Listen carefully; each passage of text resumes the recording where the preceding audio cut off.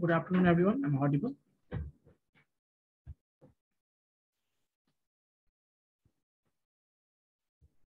Yes, everyone. Please confirm.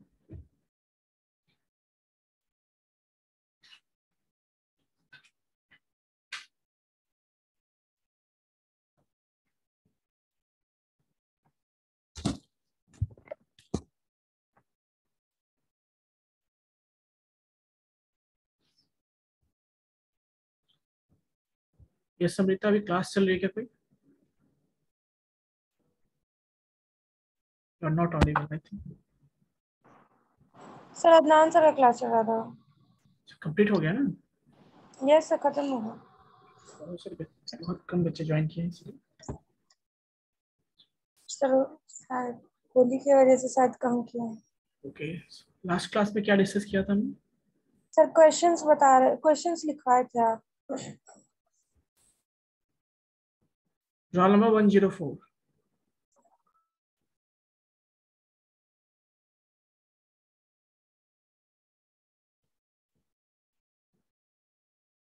Question मैंने क्या बताया था?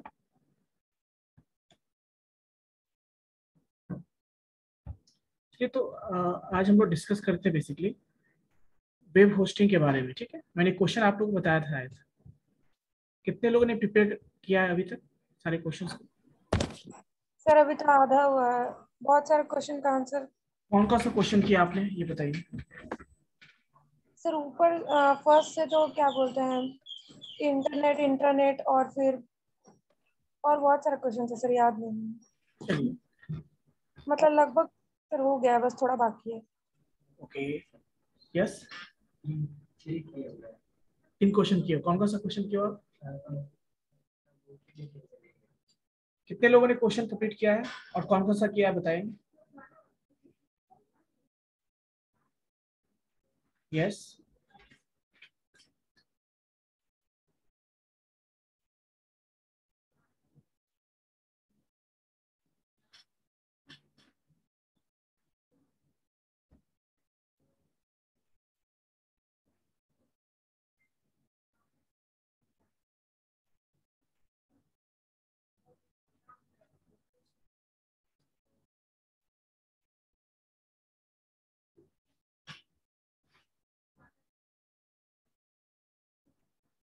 यस। रोल नंबर 40, आपने कौन सा कंप्लीट किया है अभी तक? सर आधा कंप्लीट हुआ, आधा नहीं हुआ है। कौन सा क्वेश्चन कंप्लीट किया, नाम बताओ उसका। Sir differentiate between internet and intranet. बताओ क्या होता है उसको। सर एक मिनट बता रही हूँ। गौरव आप भी रेडी रहेंगे, ठीक है? गौरव, बाकी जितने भी बच्चे, सारे बच्चे रेडी रहेंगे।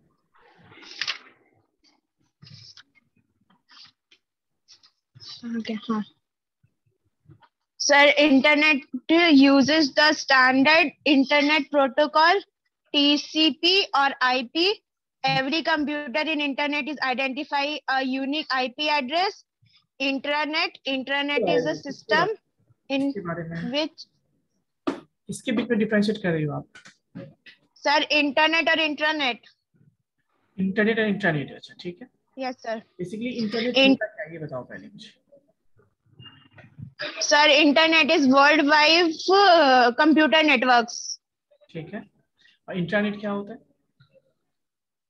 Sir internet is a system in which multiple PCs are network to be connected to each other. वो तो सब में होता है, ये तो नेटवर्क में भी होता है, ये तो इंटरनेट में भी होता है, ये तो इंटरनेट में भी होता है। फिर actually it is a private network. Okay sir. जब कोई ऑर्गेनाइजेशन मान लो चाहती है कि वो हम भी इंटरनेट जैसे, यानी हम भी नेटवर्क बनाए इसको इंटरनेट की तरह हो, सर्वर जहाँ पे हो, जहाँ पे इस तरह से, तो उसको हम बोलते हैं इंट्रानेट कहते हैं। ठीक है, so it okay sir. Is private network, किसी ऑर्गेनाइजेशन का अपना होता है। ठीक है, और उसी ऑर्गेनाइजेशन के पर्सन ही, क्लाइंट ही वहाँ उसको एक्सेस कर सकते हैं। ठीक है, यस समृता, सेकंड क्वेश्चन आपने क्या किया प्रविंदर, बताइए। 40 roll number. Define protocols and its component. चलिए बताइए, प्रोटोकॉल क्या होता है? Sir protocol is a set of rules sir इसके components message, receiver, sender. Sir यही 3 लिखे अभी हम। प्रोटोकॉल के कंपोनेंट्स यही होंगे ना सर? मैसेज, सेंडर, रिसीवर, है ना? ये लिखा। Yes sir. ये किसका यस कंपोनेंट है? सर। प्रोटोकॉल। गलत प्रोटोकॉल का कंपोनेंट होता है। सर, सही है कि गलत है? नहीं, मुझे बताइए, जो कंपोनेंट मैंने बताया था किसका बताया था? प्रोटोकॉल का बताया था।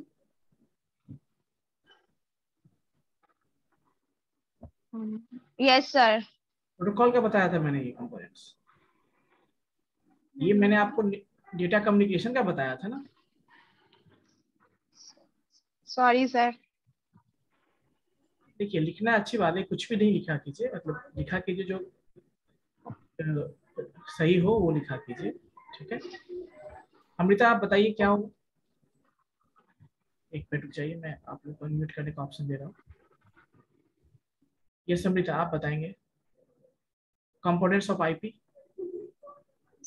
आईपी मतलब कंपोनेंट्स ऑफ प्रोटोकॉल सिंपल क्या है ना? सर, सिंटैक्स, सिमेटिक्स और टाइमिंग। इसका मतलब क्या होता है? सर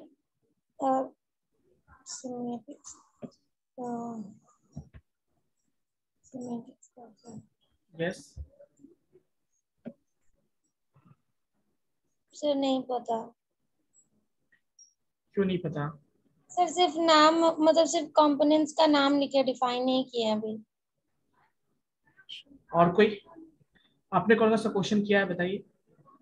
वेब होस्टिंग और प्रोटोकॉल्स, टीसीपी और आईपी प्रोटोकॉल्स, और explain the various options available in word formatting paragraph, और डिफरेंस बिटवीन इंटरनेट और इंटरनेट। बताइए, सबका आंसर बताइए, क्या क्या आपने लिखा है किसमें? सर डिफरेंस बिटवीन इंटरनेट और इंटरनेट का, Internet is used to connect the different network of computers simultaneously. It is a public network, therefore anyone can access the internet. On the internet, there are multiple users, and it provides an ultimate of information to the users. Internet is a type of internet that is used privately. It is a private network, therefore anyone can't access the intranet. On the internet, there is a limited number of users, and it provides a piece of limited information to its user. Web hosting and its steps. Web hosting happens when the files that make up website are uploaded from local computer onto a web server. Steps: registering a domain name, website hosting, or hosting a website, uploading your website to a server, and define protocols and its component. Protocols is set of rules that govern communication. It represents an agreement between the communicative devices. Components, syntax, semantics, and timing. TCP or protocols. TCP/IP protocol stands for Transmission Control Protocol and is a suite for communication protocol used to interconnect network device on the internet. Explain the various options available in word formatting paragraph. You can set formatting for text alignment, indent line, spacing line, break, and paragraph breaks. You don't have to select a paragraph to format it. Just click to place the insertions point within a paragraph. Sir बस इतना ही किया। तो ये बताइए, आपने component जो बताया था उस कंपोनेंट में जो सिंटैक्स, सिमेंटिक और टाइमिंग जो बोला, उसका क्या मतलब होता है? सर सिमेंटिक्स मतलब कि सिस्टमैटिक तरीके से, यस। और टाइमिंग इट मीन्स कि मतलब जैसे अभी कोई मैसेज भेज रहे हैं या फिर किसी से कम्युनिकेट कर रहे हैं तो वो उसी टाइम जाना चाहिए और फिर रिसीव होना चाहिए। सर सिंटैक्स मीन्स नहीं पता सर। और कोई और सब और कौन सा क्वेश्चन आपने बनाया था? सर अभी तो इतना ही किया है, अभी और लिखना है सर। कौन सा? 2 क्वेश्चन आपने बताया ना, एक और था ना, कौन सा? नहीं 2 नहीं, मैंने 1 2 3 4 5 क्वेश्चन का आंसर बताया। ओके, सो उसमें से एक तो हो गया, आपने लिखा था कंपोनेंट्स ऑफ प्रोटोकॉल के बारे में, ठीक है। एक था एक इंटरनेट और इंटरनेट, और एक था वेब होस्टिंग, और एक प्रोटोकॉल्स। वेब और होस्टिंग क्या होता है बताइए? Web hosting happens when file that make up a website are uploaded from local computer to a web server.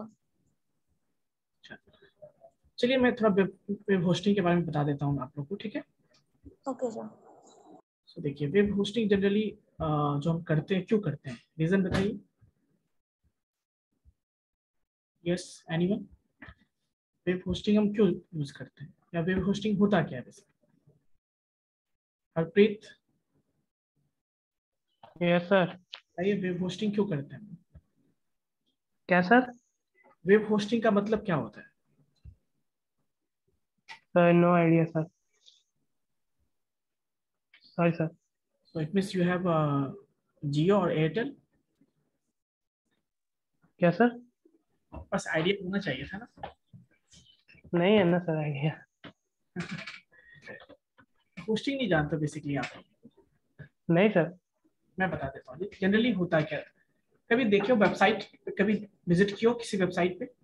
Yes sir. Mute कर लीजिए, मैं समझा देता हूँ। आप लोगों ने कभी किसी वेबसाइट पे विजिट किया होगा, आप देख एट द सेम टाइम हो सकता है कि मैं भी उस वेबसाइट को विजिट कर रहा हूँ, आप भी कर रहे होगे, ऐसा भी हो सकता है कोई और भी कर रहा होगा at the same time visit. ये कैसे पॉसिबल है, कभी सोचा आप लोगों ने? जो वेबसाइट आपने बनाया या किसी और ने बनाया, उसको at the same time multiple लोग उसको एक्सेस कर पाते हैं, ठीक है। कैसे कर पाते हैं और क्यों कर पाते हैं? क्योंकि कुछ ऐसे वो इस ऐसे जगह पे स्टोर है जहां से कोई भी उसको एक्सेस कर सकता है ना। ये बताओ कि क्या मेरे सिस्टम पे होगा तो क्या आप एक्सेस कर सकते हो? नहीं कर सकते। क्या आपके सिस्टम पर होगा, मैं एक्सेस कर सकता हूँ? नहीं। यानी हम एक्चुअली वेबसाइट बनाते ही इसलिए ताकि जो हमारा जो कंटेंट है वेबसाइट पे वो कोई और भी एक्सेस कर सके, कोई भी चाहे तो देख सके। यही होता है पर्पस ना। जैसे कि आप एडवर्टीजमेंट के पर्पस से यूज करते हो, या बहुत सारे रीजन से आप वेबसाइट को बेसिकली बनाते हो। सो जब आप वेबसाइट बनवाते हो पहले, तो सबसे पहले उसमें कुछ स्टेप्स होते हैं। स्टेप्स क्या क्या होते हैं मैं बताता हूँ आपको। जैसे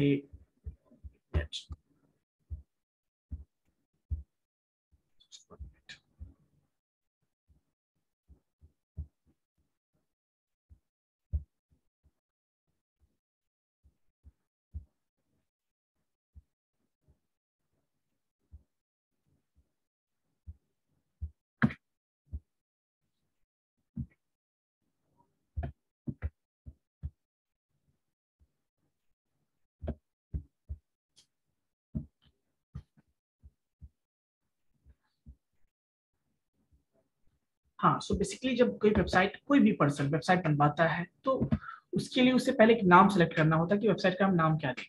जैसे आपने देखा होगा हर एक वेबसाइट का अपना एक नाम होता है।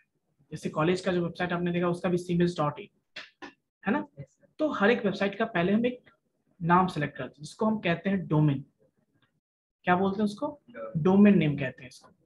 यानी आप जब वेबसाइट लाइव करना चाहते हो, एक्टिव करना चाहते हो वेबसाइट को, तो आप सबसे पहले क्या करते हो, आप एक वेबसाइट का नाम चाहते हो जो आपको स्पेसिफिक होना चाहिए ताकि लोग उसके बेस पे उसको याद रखें। राइट। नॉर्मली होता क्या है, जितने भी कंपोनेंट्स होते हैं बेसिकली, जितने भी कंपोनेंट्स ऑनलाइन होते हैं सबका एक एड्रेस होता है। क्या होता है? एड्रेस। उसको हम लोग आईपी एड्रेस बोलते हैं। क्या बोलते हैं? IP address. बट वो जो आईपी एड्रेस होता है न्यूमेरिकल वैल्यू होता है। क्या होता है? न्यूमेरिकल वैल्यू, जिसको कि याद करना पॉसिबल नहीं है। तो इसीलिए उसके जगह पर, जैसे मान लीजिए मोबाइल नंबर, कितने लोग आप याद कर सकते हो, तो आप क्या करते हो अपने मोबाइल में उसको स्टोर कर लेते हो उसके नाम से, और जब कॉल करना होता है तो नाम के अकॉर्डिंग आप उसको कॉल कर लेते हो। यस और नो? सिमिलरली आपको वेबसाइट मान लो कोई विजिट करना, उसका मैं आपको आईपी एड्रेस दे दूं तो आप उसको याद नहीं रख सकते, ठीक है। तो इसीलिए उसका एक नाम दिया था ताकि उस नाम के हेल्प से आप जैसे टाइप करोगे वो वेबसाइट ओपन हो जाए। तो उसके लिए आप डोमेन नेम सेलेक्ट करते हो। डोमेन नेम में क्या होता है, आपका नाम होता है प्लस उसमें एक डोमेन नेम एक्सटेंशन भी होता है। क्या होता है, एक्सटेंशन पार्ट होता है। वो एक्सटेंशन क्या बताता है बेसिकली कि आखिर जब वेबसाइट, जैसे आपने देखा होगा google.com भी होता है, google.co.in भी होता है, आपने देखा होगा flipkart.com होता है, amazon.in होता है, देखा होगा आपने। कहीं पे देखते हो आप .edu लगा होता है, कहीं पे देखते हो आप .ac.in होता है। तो ऐसे साइट सब देखते हो। इसका मतलब क्या है बेसिकली, हर एक डोमेन, ये जो एक्सटेंशन डॉट के बाद जो भी लगा होता है उसको एक्सटेंशन बोलते हैं। उसका मतलब होता है, जैसे आप इन देखते हो, इसका मतलब कि जो वेबसाइट है वो इंडिया का वेबसाइट है। आप .com देखते हो, इसका मतलब वो कॉमर्शियल वेबसाइट है। आपने देखा होगा .co.in, मतलब कॉमर्शियल में भी इंडिया का वेबसाइट है। आप देखते हो सपोज कभी आपने देखा edu या .org आपने देखा होगा, इसका मतलब क्या होता है, org का मतलब ये है कि वो किसी ऑर्गेनाइजेशन का वेबसाइट है। GOV का मतलब क्या होता है, gov.in आपने देखा होगा, इसका मतलब गवर्नमेंट का वेबसाइट है। तो इस तरह से हर एक वेबसाइट का अपना क्या होता है, डोमेन नेम है ना। edu का मतलब एजुकेशनल वेबसाइट है, ठीक है। तो पहले हम एक वेबसाइट का नाम सेलेक्ट करते हैं कि हमें उस वेबसाइट का क्या नाम रखें जिसके थ्रू लोग उसको गूगल पे सर्च कर सके या उसको एक्सेस कर सके, ठीक है। तो उसके लिए हम यूज करते हैं नाउ, उसको कहते हैं रजिस्ट्रेशन फॉर डोमेन। क्या होता है, तो मैं स्टेप्स बताऊं यहाँ पे। सबसे पहले तो आपके पास वेबसाइट होगा, वेबसाइट होना चाहिए, आप प्रिपेयर करके बनाओगे, आप उसको लाइव करना है, उसको कहते हैं लाइव करना। मतलब क्या होता है, लाइव करने का मतलब होता है कि उसको ऐसी जगह पर स्टोर करना जहां से वो हमेशा रन कर सके। मेरे सिस्टम में होगा तो क्या होगा, हम सिस्टम ऑफ करेंगे वो लाइव खत्म हो जाएगा, लाइव नहीं होगा। आपके सिस्टम में होगा, आप सिस्टम बंद करोगे लाइव खत्म हो जाएगा। बट हम चाहते हैं कि ऐसे जगह पर स्टोर करें जहां वो हमेशा रन करता रहे प्रोग्राम, और रन करेगा तभी तो किसी को भी दिखेगा ना। हमेशा प्रोग्राम हमारा, यानी हमारा वेबसाइट हमेशा रन करेगा, एक्सिक्यूट होगा, तभी तो वो दिखेगा सबको। तो हम उसके लिए क्या करते हैं, फिर एक सर्वर का नाम, आप सर्वर का नाम सुने, सर्वर होता है, जैसे हर एक वेबसाइट का अपना एक सर्वर होता है, आपने सुना होगा। कभी कभी देखते हो सर्वर डाउन है, कभी कोई वेबसाइट ओपन करते हो आप देखते हो कि सर्वर डाउन, स्लो होता है, कहते हो सर्वर डाउन। तो एक्चुअली क्या होता है कि जितने भी वेबसाइट्स होते हैं वो सारे सर्वर पे लोडेड होते हैं। क्या होते हैं, सर्वर पे लोडेड होते हैं, वहीं से हम उसको एक्सेस करते हैं। तो सर्वर मतलब या तो आपका अपना हो सकता है या किसी और का भी हो सकता है। जैसे घर या तो आपका अपना हो सकता है, किसी के घर में आप रेंट दे रहे हो, दो चीजें हो सकती है। तो उसी तरह से सर्वर यदि हम अपना बनाएंगे, कोई अपना मान लो इसको पटना में रहना है कुछ दिन के लिए, वो अपना बनाएगा तो कितना महंगा पड़ेगा उसको, तो वो क्या करता है, रूम रेंट पे ले लेता है।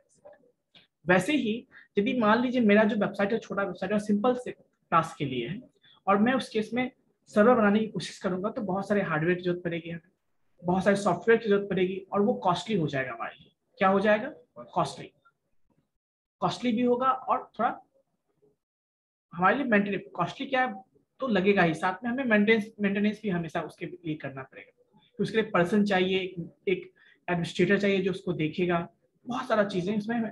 तो यानी हमारे हिसाब से देखो तो कॉस्टली हो जाएगा। अब आपको पटना में रहना है टेम्पोरली, आप घर बनाओगे तो कितना महंगा पड़ जाएगा, तो आप क्या करते हो, रेंट पे ले लेते हो।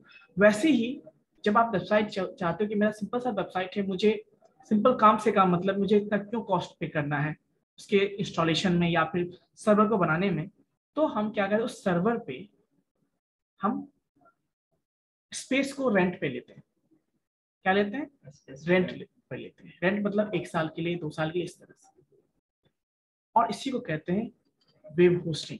तो वो जो हमें स्पेस देता है सर्वर पे, जिसपे हम अपना वेबसाइट लोड करके उसको लाइव कर सकते हैं, उसी को कहते हैं वेब होस्टिंग। इसी प्रोसेस को कहते हैं वेब होस्टिंग। समझ में आई बात। यानी हम अपने वेबसाइट को सर्वर पे लोड करें, जो सर्वर हमेशा चलता रहता है, ऑन रहता है, तो हमारा वेबसाइट भी हमेशा ऑन रहेगा, और जब भी कभी भी कोई पर्सन हमारे वेबसाइट को सर्च करेगा उसको वो विजिबल हो जाएगा। कोई भी चीज एडवर्टाइजमेंट होता है तो वेब होस्टिंग नहीं होता है। हाँ, वेब होस्टिंग। तो इसीलिए जब भी कोई आप चाहते हो कि वेबसाइट हम बनाए एक, तो आप वेबसाइट पहले बनाओगे, सिस्टम में आपका वेबसाइट है, पर सिस्टम में रहने से तो काम नहीं होगा ना। आपके सिस्टम में तो नेट भी नहीं है, कुछ भी नहीं है, तो मान लो क्या होगा, हम कैसे देख पाएंगे या कोई और कैसे देख पाएगा, तो फिर बनाने का फायदा ही क्या हुआ वेबसाइट। शायद तो दूसरे के लिए बनाते हैं ना, जो हमारे ऑर्गेनाइजेशन के बारे में या हमारे बारे में कुछ इंफॉर्मेशन गेन कर सके वेबसाइट के से, तो हम उसको ओपन रखेंगे ताकि कोई भी उसको एक्सेस कर पाए। या बिजनेस पर्पज से जो बनाता है, जैसे फ्लिपकार्ट ने ओपन कर रखा है उसको, ताकि आप भी आपको भी कोई शॉपिंग करना है, आप भी ओपन करते हो, किसी और को शॉपिंग करना है वो भी ओपन कर लेता है। तो लाइव है तभी तो पॉसिबल है। कभी कभी आप देखते हो बैंकिंग सेक्टर में ऐसा, बैंक का जो वेबसाइट होता है वो कभी कभी मैसेज आएगा आपको कि इतने से इतने टाइम में सर्वर पे मेंटेनेंस का काम चलेगा, उस बीच में आप वेबसाइट ओपन करोगे तो ओपन नहीं होगा। इसका मतलब उतना देर वेबसाइट बंद रहता है। क्या रहता है? बंद रहता है। तो कहने का मतलब ये हुआ कि आपको वेबसाइट रन करना है तो ऐसी जगह पे चाहिए जहां पे वो हमेशा चालू रहे, है ना। तो वो कहाँ होता है? वो सर्वर पे होता है। अब तो सर्वर समझिए क्या होता है। जैसे कि हम बात करते हैं फ्लिपकार्ट के बारे में, बात करते हैं फ्लिपकार्ट का वेबसाइट किसी न किसी प्लेस पे होगा, अमेजन का वेबसाइट किसी न किसी प्लेस पे होगा। जिस प्लेस पे वो स्टोर होता है उसको सर्वर कहते हैं। और यदि हमें कुछ परचेज करना तो हम क्या करते हैं? अपने लैपटॉप के हेल्प से, अपने मोबाइल के हेल्प से उसको क्या करते हैं? ओपन करते हैं, अपने सिस्टम में ओपन करते हैं। तो we are the client for that server. हम लोग क्या है? उसका एज अ क्लाइंट। मतलब आपको कुछ परचेज करना है, आप भी ओपन कर सकते हो। मुझे परचेज करना है, मैं भी ओपन कर सकता हूँ। किसी और को परचेज करना है, वो भी उस वेबसाइट को अपने सिस्टम पे ओपन कर सकते हो। सो बेसिकली वो हमें क्या दे रहा है बताइए? सर्विस दे रहा है, और हम उससे सर्विस ले रहे हैं। तो जो सर्विस देता है, कौन देता है? वही सर्वर आपको सर्विस दे रहा है। यानी वो प्लेस जहाँ पे वेबसाइट है वो आपको सर्विस दे रहा है, इसीलिए उसको हम कहते हैं सर्वर। ठीक है। अब देखिए, हम जो उस वेबसाइट को यूज कर रहे हैं, उस वेबसाइट के हेल्प से हम सर्विस ले रहे हैं, बेसिकली हम उसके क्या हो गए? क्लाइंट। क्या हो गए? क्लाइंट। समझ में आई बात? तो यहाँ पे क्लाइंट सर्वर का कंसेप्ट काम करता है। कहने का मतलब आप चाहते हो कि कोई भी हमारे वेबसाइट को एक्सेस कर पाए, मतलब क्लाइंट एक्सेस कर पाए, तो आपके वेबसाइट कहाँ होना चाहिए? सर्वर। तो ये सारा प्रोसीजर वेबसाइट को लाइव करने का, बनाने से लेके लाइव करने का प्रोसेस जो है, उसमें कुछ प्रोसेस याद रखिएगा। जिससे पहला होता है वेबसाइट बनाओगे आप, बनाने के बाद डिसाइड करोगे कि नाम क्या देना है वेबसाइट का। उसके लिए क्या परचेज करते हो आप? उसके लिए रजिस्ट्रेशन करते हो डोमेन नेम। क्या रजिस्टर करते हो? डोमेन नेम, कि उसका नाम क्या है। कभी कभी ऐसा होता है जैसे कि अब मान लो कोई ताज होटल नाम से कोई वेबसाइट बनाना चाहता है सपोज, बट ऑलरेडी बना हुआ है। जब वो सर्च करेगा ताज होटल के लिए, मान लो ताज होटल डॉट, सपोज करते हैं ताज होटल .com.in मान लो है। अब आप भी कोई वेबसाइट बनाते तो आप भी चाहते हो हम ताजमहल ही रखें, और आप चाहते हो .co.in रखें, तो पॉसिबल नहीं है। वो यूनिक होना चाहिए। क्या होना चाहिए? यूनिक। तो फिर लोग क्या करते हैं? चलो ताजमहल .co.in नहीं मिला तो वो क्या करते हैं? ताजमहल.com खरीद लेते हैं, .in खरीद लेते हैं। क्यों खरीद? इसका भी रीजन होता है कि कोई ताजमहल जब ढूंढेगा ना .com, तो आपका वेबसाइट भी उसको रिजल्ट में आए सर्च। तो लोग इसलिए भी करते हैं। ठीक है। सो इस पूरे प्रोसेस को हम कहते हैं, इस प्रोसेस को कहते हैं, जो आप डोमेन परचेज करते हो उसको कहते हैं हम डोमेन रजिस्ट्रेशन। क्या बोलते हैं? Domain registration. यानी आप अपने नाम पे, अपने वेबसाइट के नाम पे डोमेन को रजिस्टर करते हैं। मतलब वो डोमेन क्या हो गया? जो कि नाम जिसके हेल्प से कोई भी आपके वेबसाइट तक पहुंचेगा। ठीक है। जैसे सिंपल सी बात देखो ना, आप कोई व्हीकल परचेज करते हो, रजिस्ट्रेशन करवाते हो ना, जिसके थ्रू आपके सिस्टम बाइक का एक रजिस्ट्रेशन हुआ कि आपका बाइक ये है और इसका ये पहचान है, इस तरह का। ठीक है। जैसे किसी ऑर्गेनाइजेशन में आप, जैसे कॉलेज में ही पढ़ते हो, आप रजिस्ट्रेशन करवाए हो अपना, यूनिवर्सिटी के रजिस्ट्रेशन हुआ होगा, आप इसके थ्रू पहचाना जाता है कि आप उस यूनिवर्सिटी के स्टूडेंट और आपका ये नाम है। जैसे एक आईडी दिया जाता है आपको, एक पासवर्ड दिया, जो भी चीजें, एक रोल नंबर हो सकता है दिया जाता है। तो कहने का मतलब इससे क्या मतलब है? एक तरह का आपको पहचान दिया गया जिसके हेल्प से आपको रिकॉग्नाइज करेगा वो। वैसे ही वेबसाइट को, हमारे वेबसाइट को कोई देख पाए, एक्सेस कर पाए, याद रखे उसके नाम को, हम क्या करते हैं? डोमेन नेम सिंपल रखते हैं, और ऐसा रखते हैं ताकि किसी को भी आसानी से याद हो जाए। बट एक्चुअली में क्या होता है? जो भी चीजें ऑनलाइन है, जो भी चीजें इंटरनेट पे अवेलेबल है, सबका क्या होता है? एक आईपी एड्रेस होता है। बट आईपी एड्रेस मैंने क्या बोला, याद रखना पॉसिबल नहीं है।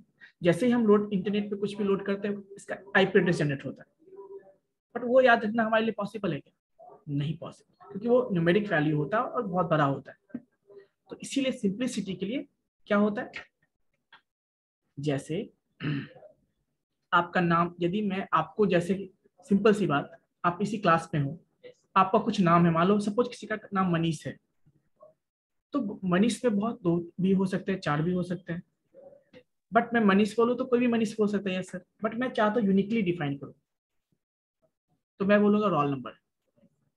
एक आपको एक आईडी दिया गया होगा, एडमिशन नंबर दिया होगा, इसके थ्रू आपको यूनिकली आईडी। उसी तरह से किसी भी वेबसाइट को यूनिकली हमें आइडेंटिफाई करना है तो हम क्या यूज करते हैं, उसका डोमेन यूज करते हैं। तो पहला डोमेन हो गया। दूसरा क्या होता है, जब डोमेन हमने परचेज कर लिया, फिर हमें स्पेस चाहिए, तो स्पेस के लिए हम क्या करते हैं, परचेज करते हैं। तो या तो हम खुद से सर्वर बनाते हैं, एक सर्वर बनाने का कॉस्ट क्या होता है, ज्यादा होता है। नॉर्मली जो है नॉर्मल पर्सन जिनका छोटा सा वेबसाइट है, सिंपल सा वेबसाइट है, वो उसको मतलब नहीं परचेज कर सकते, बना नहीं सकते, तो उनको जो सिंपल में चाहिए ना, सस्ते में चाहिए, तो वो क्या करते हैं, रेंट पे ही ले लेते हैं। तो जब वो रेंट पे लोगे तो उसमें 1 ईयर का 2 ईयर का पैक होता है कि 1 ईयर के लिए, 2 ईयर के लिए, 4 ईयर के लिए आपको वो रेंट पे दिया था। उसके अकॉर्डिंग वो आपसे कॉस्ट लेता है ना, रेंट लेता है आपसे, ठीक है। और रेंट लेता है तो आपने मान लो 1 ईयर का दिया रेंट, तो 1 ईयर के लिए वो आपको स्पेस देगा। 1 ईयर जैसे खत्म होने वाला रहेगा, आपको मैसेज करेगा, इंटीमेट करेगा कि देखो ये आप पैक फिर से रजिस्टर करो। एक चीज और भी होता है इसमें, तो कभी कभी जो लोग जानते हैं कि हमारा वेबसाइट अच्छा है, या फिर उनको लगता है कि वेबसाइट आगे ग्रो करने वाला है, तो वो क्या करते हैं, वेबसाइट को शुरू में ही जो है ना 5 ईयर्स के लिए, 10 ईयर्स के लिए परचेज कर लेते हैं। रीजन क्या है, मान लो आपने कोई परचेज किया, अभी मान लो 1 साल के लिए आपने परचेज किया, सपोज 1 साल के लिए आपको स्पेस दे दिया रहने के लिए।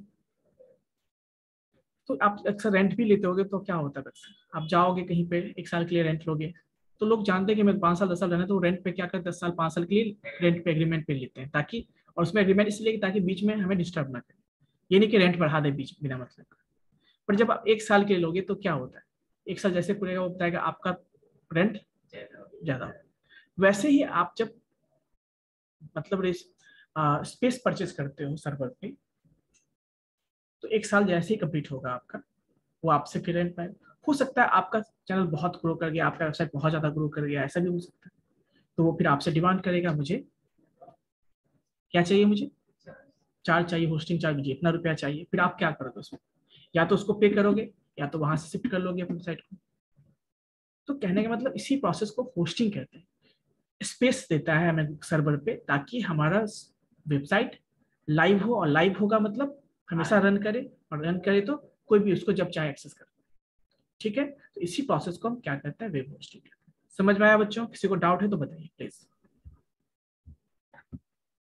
कोई डाउट है किसी को?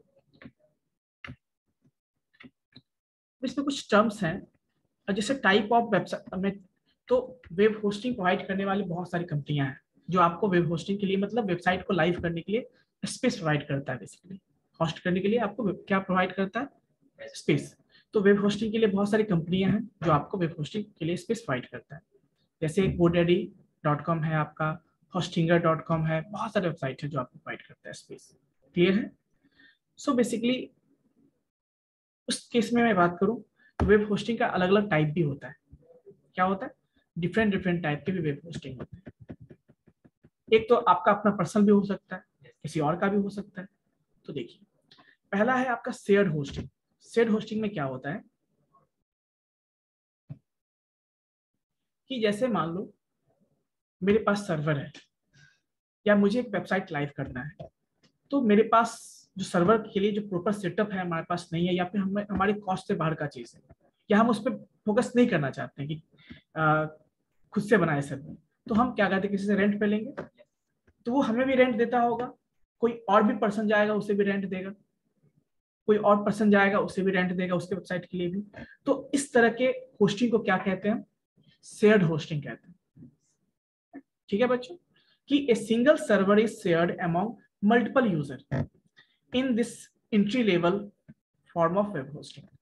मतलब यदि आपका वेबसाइट छोटा है तो शुरू में आप क्या करते हो, सिंपल रखते हो, सस्ते में परचेज कर लेते हो स्पेस। तो क्या होता है कि आपको भी दे दिया सस्ते में, किसी और के भी दे दिया, सबको दे दिया, और शुरू में पता है वो सस्ते में ही देता है। रीजन यही है कि पहले तुम आओ वेबसाइट बनाओ, फिर यदि ग्रो किया तो फिर तुमसे तो हम बाद में डिमांड कर ही लेंगे, है ना। सो ये रीजन है, तो इसको शेयर्ड होस्टिंग कहते हैं। सो जनरली बिजनेस पर्पस के लिए जो स्मॉल बिजनेस होता है, छोटा सा वेबसाइट है, जो मॉडरेट लेवल का साइट है, वैसे जगहों पे इसको यूज करें, ठीक है। या सिंपल सी बात, आपको टेस्टिंग पर्पस से बनाना है, तो आप क्या करोगे, बड़ा सा स्पेस तो नहीं लोगे, तो आप छोटा सा स्पेस परचेज करोगे ताकि आपका वेबसाइट लाइव हो जाए। एक होता है VPS होस्टिंग, इसमें क्या होता है कि a single physical server is divided into multiple virtual space. मतलब एक ही सर्वर हमारे पास है, फिजिकल सर्वर, उसको ऐसा बनाया जाता है, लगता है कि जैसे वर्चुअली बहुत सारे सर्वर, अलग अलग सर्वर है, एंड देन लोगों को दिया जाता है। तो हमें लगेगा कि हमें हमारा सर्वर अकेला है, बट एक्चुअली वो एक ही सर्वर होता है, बट लोगों को लगता है कि वो हमें अलग अलग दिया हुआ है। तो उसको कहते हैं वर्चुअल सर्वर। मतलब एक फिजिकल सर्वर है, उसको वर्चुअल स्पेस में डिवाइड किया जाता है, और आप चाहोगे, आपको लगे कि मेरा अकेला सर्वर है, ठीक है। एक ये भी तरीका है। क्लाउड सर्वर होस्टिंग भी है। A virtual server that runs on a cloud, मतलब कोई सर्वर ऐसा है जो फिजिकल सिस्टम पे नहीं है, वो क्लाउड पे ही है, क्लाउड पे ही रन करता है, मतलब ऑनलाइन ही रन करता है, ऑनलाइन स्पेस पे ही है। उसको हम क्या कहते हैं? क्लाउड होस्टिंग बोलते हैं, ठीक है। डेडिकेटेड होस्टिंग क्या होता है? डेडिकेटेड होस्टिंग होता है। उसमें क्या होता है? मतलब आपने जो सर्वर परचेज किया है उस पर केवल आप ही होस्ट कर सकते हो। मतलब आपने जो सर्वर यूज किया है, जिसपे आपका वेबसाइट लाइव है, केवल आप ही होस्ट कर, दूसरा कोई होस्ट नहीं कर सकता। उसको हम कहते हैं डेडिकेटेड होस्टिंग कहते हैं। कोई दिक्कत? सो ये कौन यूज करता है? जैसे फ्लिपकार्ट, जैसे अमेजन हो गया। अब इनका इतना बड़ा वेबसाइट है, इतना ज्यादा ट्रैफिक, इतने लोग यूज करते हैं, तो छोटे स्पेस पे तो काम नहीं चलेगा। पता है, जितने लोग यूज करते उतना ट्रैफिक होता है, उतना स्पेस वो लेता है। तो उतना स्पेस लेगा तो स्पेस प्रॉपर चाहिए भी। तो इसे बड़े बड़े वेबसाइट है, बड़े बड़े बिजनेस के लिए जो होते हैं, उनके लिए ये सारे आपके क्या होते हैं? डेडिकेटेड होस्टिंग वाले यूज होते हैं। जिनका अपना पर्सनल क्या होता है, जैसे गूगल का अपना पर्सनल सर्वर होगा, किसी दूसरे का सर्वर यूज नहीं करता होगा, ठीक है। चलिए, ई कॉमर्स होस्टिंग भी होता है एक, जहाँ पे आप बिजनेस पर्पज से परचेज करते हो, जैसे ऑनलाइन स्टोर्स, मान लो फ्लिपकार्ट हो गया, अमेजन हो गया।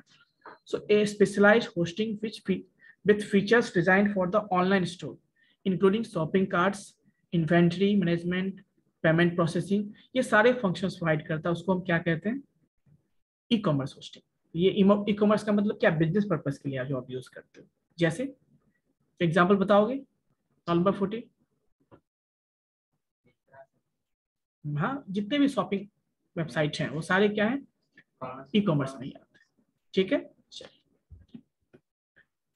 तो ये हो गए टाइप्स ऑफ होस्ट। एक और भी है रीसेलर होस्टिंग। मतलब ये कि आप इससे सर्वर परचेज किया, कुछ स्पेस परचेज किया, और फिर आप किसी को सेल करते हैं। मतलब ये कुछ सर्वर बनाया होगा किसी ने, जैसे सिंपल सी बात है। रीसेलर मतलब जैसे कि कोई कंपनी है, बिस्किट ही मान लो, बिस्किट ही बनाती है, उसने बनाया, छोटे होलसेलर को दिया। होलसेलर क्या करता है? ये ट्रक ट्रक में वो सामान लाता है वो, और वो फिर छोटे छोटे शॉपकीपर को वो प्रोवाइड करता है। सेम उसी तरह का यहाँ भी एक थर्ड पार्टी होगा जो सर्वर खरीदेगा, सब स्पेस परचेज करेगा, और वो फिर स्पेस रीसेल करेगा फिर से। मतलब वो खुद परचेज किया और फिर वो किसी और को सेल करेगा, तो उसको कहते हैं रीसेलिंग होस्टिंग। कोई दिक्कत? ठीक है बच्चों? Yes Gaurav, is there any doubt? Gaurav आप अनम्यूट कर सकते हैं, आई थिंक, है ना? No sir. Yes sir. पढ़ाई करो या घूम रहे हो आप, ये बताओ मुझे पहले। सॉरी, पढ़ाई कर रहे हैं सर। अच्छा, तो ऐसे पढ़ाई होता है कि आप घूम रहे हो और पढ़ाई भी कर रहे हो? ऐसे होता है? नो सर, सर अभी पढ़ के निकले सर, वो कुछ जरूरी काम है सर, उसी के लिए।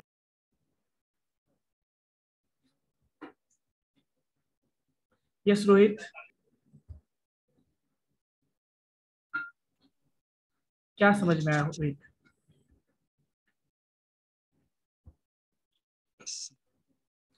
अब देखिए, वेब होस्टिंग में कुछ चीजें और भी, एक bandwidth of the web hosting होता है। बैंडविड्थ, कोई बताओगे बैंडविड्थ क्या होता है? Anyone? What is bandwidth? Yes, anyone?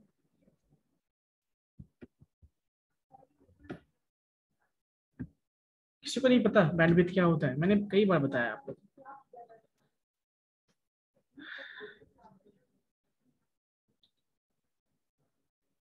किसी को याद नहीं है?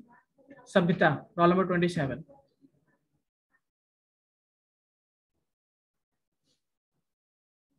Roll number 27, Manish Kumar roll number 30। Sir, maximum amount of data transfer. Manish ठीक है, म्यूट कर लीजिए प्लीज, म्यूट कर लीजिए, ठीक है। यस अंकित,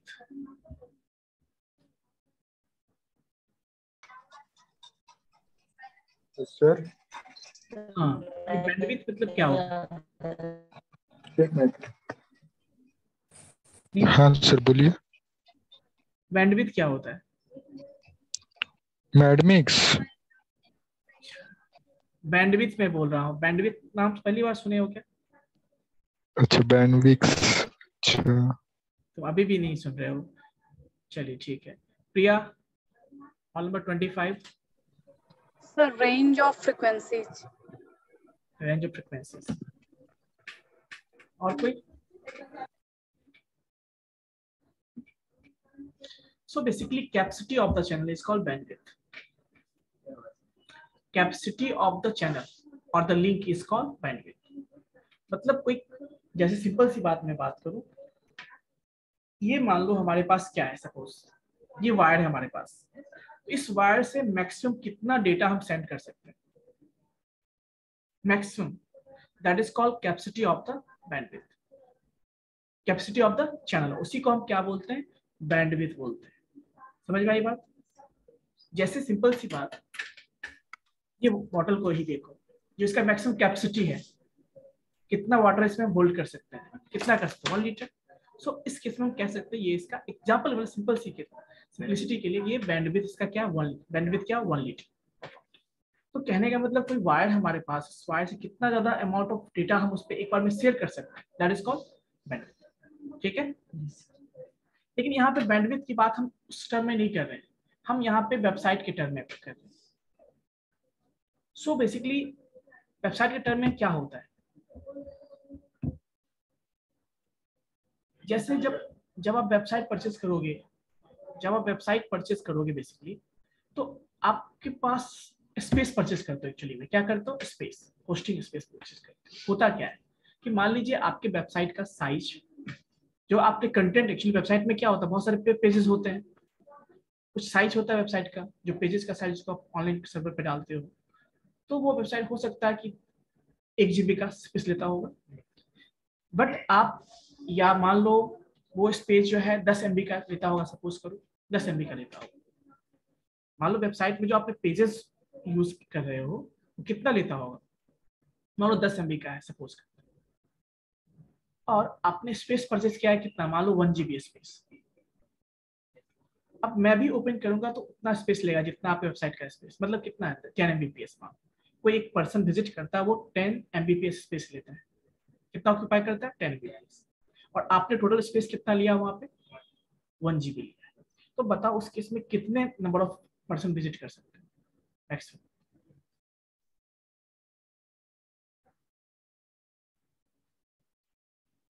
अप्रॉक्स 100 के आसपास। इसका मतलब ये क्या हो गया उस केस में, उस वेबसाइट का बैंडविड्थ होगा कि नंबर ऑफ विजिटर, कितने मैक्सिमम विजिटर उस वेबसाइट को विजिट कर सकते हैं एट ए टाइम। ठीक है, तो इसीलिए जितना ज्यादा स्पेस लोगे उतना ज्यादा क्या होगा, विजिटर एट ए टाइम उसमें विजिट कर सकते हैं। तो उसका ये क्या कहलाता है, आपका बैंडविड्थ। क्या बोलते हैं उसको, बैंडविड्थ। ठीक है, तो एक्चुअली ये सारा चीज हम देखते हैं। जैसे आप वेबसाइट जब कोई परचेस करोगे या होस्टिंग परचेस करोगे तो बहुत कुछ चेक करना होता है। पहला क्या होता है, आप स्पीड चेक करते हो उसका। जब भी आपको वेबसाइट या वेब होस्टिंग की जरूरत पड़ेगी तो आप क्या चेक करोगे, स्पीड चेक करोगे, क्या फास्ट है या नहीं। जो सर्वर हम ले रहे हैं वो सर्वर फास्ट होना चाहिए, स्लो नहीं हो। जब सर्वर ही स्लो होगा तो फिर वेबसाइट भी आपका स्लो काम करेगा ना, तो वो फास्ट होना चाहिए।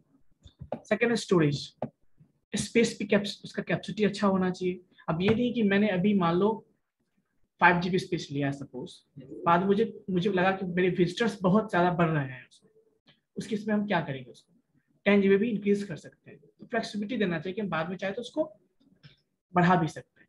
सो वो स्टोरेज भी उसका क्या होना चाहिए, स्पेस भी होना चाहिए। बैंडविड्थ, विजिटर कितना देता है वो भी देखना है हमें, कि कितना ज्यादा स्पेस देगा, जिसके बेस पे कि हमारे विजिटर्स, है ना। स्केलेबिलिटी मतलब क्या होता है, इसका मतलब स्केलेबिलिटी का मतलब होता है कि हम जब चाहे उसमें कुछ चेंजेस कर सकते हैं, ठीक है। साइट को में कुछ पेजेस ऐड करना है, रिमूव करना है, वो सारा काम हम कर सकते हैं। मान लो आपने कोई वेबसाइट बनाया, आपको लगता है कि इसमें इस पेज में कुछ चेंज करना है, एक पेज में और ऐड करना है, वो चीजें आप वहाँ पे कर सकते हो। तो ये सब चीजें जो, या फिर कई वेबसाइट का डिजाइन ही चेंज करना है आपको, तो ये सारा फीचर आपको लगता है वेबसाइट का पूरा का पूरा डिजाइन हमें चेंज करना है, तो वो भी आप कर सकते हो। तो ये सारा फैसिलिटी होना चाहिए क्या, उस वेब होस्टिंग में।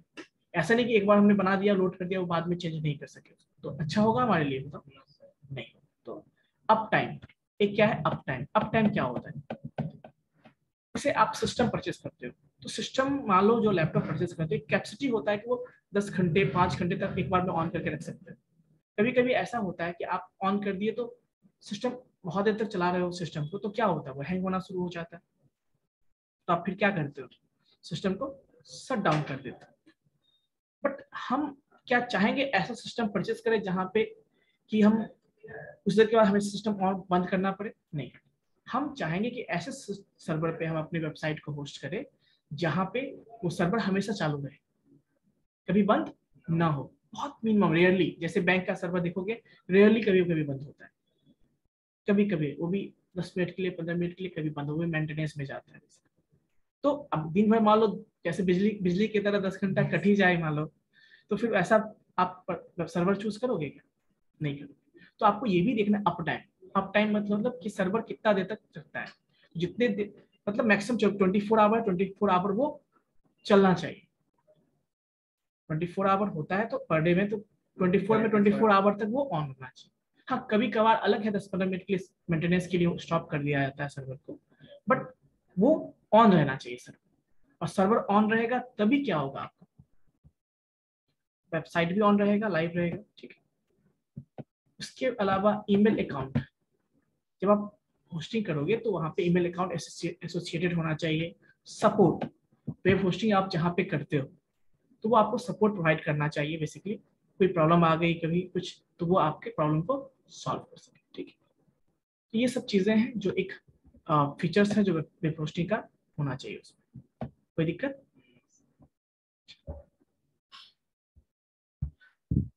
ठीक है बच्चों। तो आज हम यही स्टॉप करते हैं। बट आप लोग जो मैं टॉपिक दिया था वो कंप्लीट कर लोगे, और मैं सबसे मैं चेक करवाऊंगा। कोशिश करोगे यदि बनाना हो तो पीपीटी के फॉर्म में बनाओगे, अच्छा रहेगा, ठीक है। तो हो सकता है मैं पीपीटी प्रेजेंटेशन भी करवाऊँ बाद में, कोई दिक्कत। तो सारे टॉपिक का नहीं करना है, उसमें से कोई एक टॉपिक जो आपको लगता है, जितना मैंने सिलेबस में बताया आप लोगों को, उसमें से कोई एक टॉपिक चूज करना है, उस पर आपको पीपीटी तैयार करना है, हो जाएगा।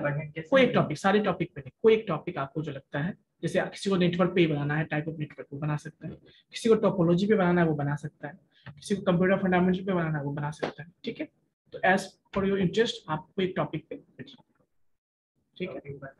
सर ये कब मतलब कब सबमिट करना है पीपीटी? अभी समय है आपके पास, मैं बताऊंगा, ठीक है ठीक है। सर, ये क्वेश्चन बन जाएगा ना उसके बाद दीजिएगा। चलिए,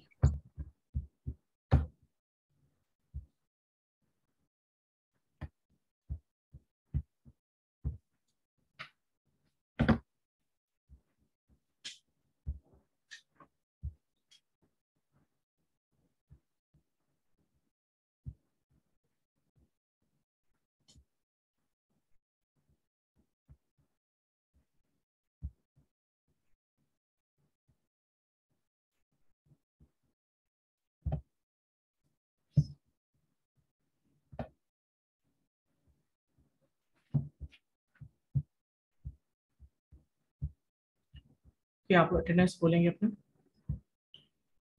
1 to 10, बहुत कम ही बच्चे हैं, कोई बात नहीं। 1 to 10 के बीच में सर 2। नहीं बोलना नहीं, हैंड रेज कीजिए, मैं उसको नोट डाउन कर दूँ। Roll number 2,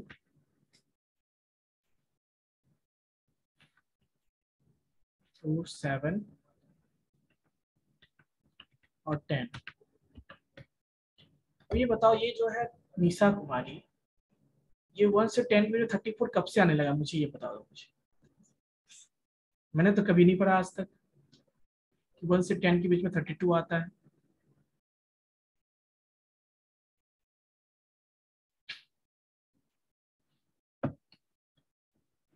eleven to 20, roll number 11 to 20।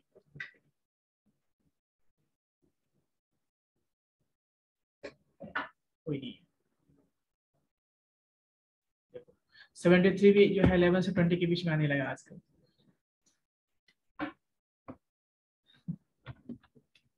21 to 30, 21 to 30, okay. 31 to 40, 21 to 30 के बीच में देखो 25 है और 34 फिर से आ गया। 31 to 40, ओके। 34 and 40, 27 भी देखो अभी याद आया है इसको, अटेंडेंस की बोलना है।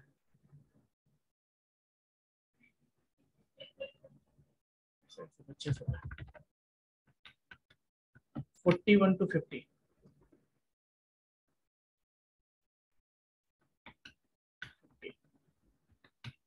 51 to 60,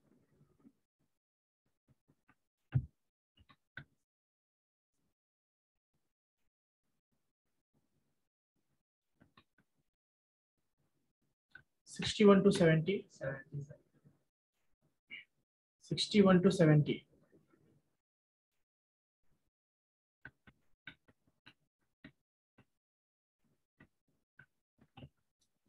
71 to 80, 78, 73, 78, 81 to 90, 81 to 90,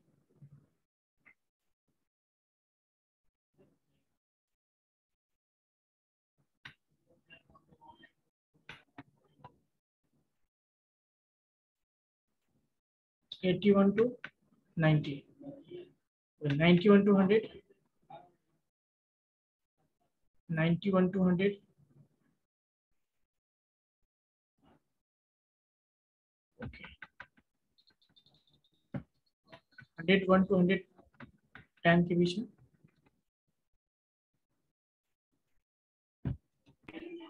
sir 91 to 100 sir 92। जब मैंने बोला आप कहाँ थे उस समय?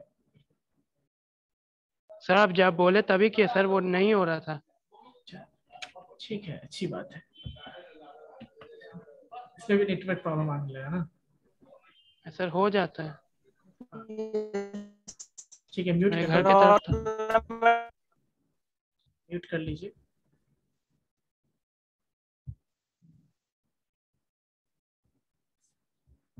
Okay, so roll number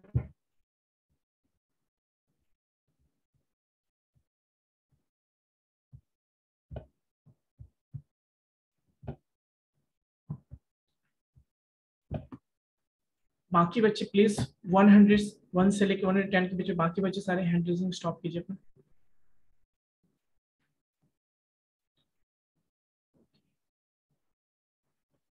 Yasir, आपका कितना रोल नंबर है? यासिर खान, रोल नंबर कितना है आपका? 104। तो रोल नंबर को थोड़ा पहले लिखिएगा, ठीक है? बाकी बच्चों की तरह रोल नंबर को पहले लिखना, ठीक है? Okay sir, okay.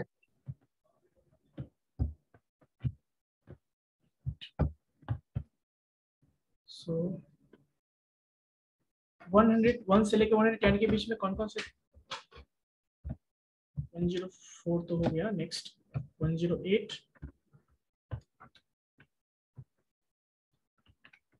108, okay. 110, 11 to 20 last तक।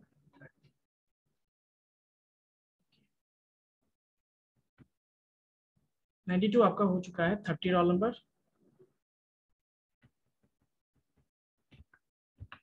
ठीक है बच्चों, मैंने बना दिया आप सबका।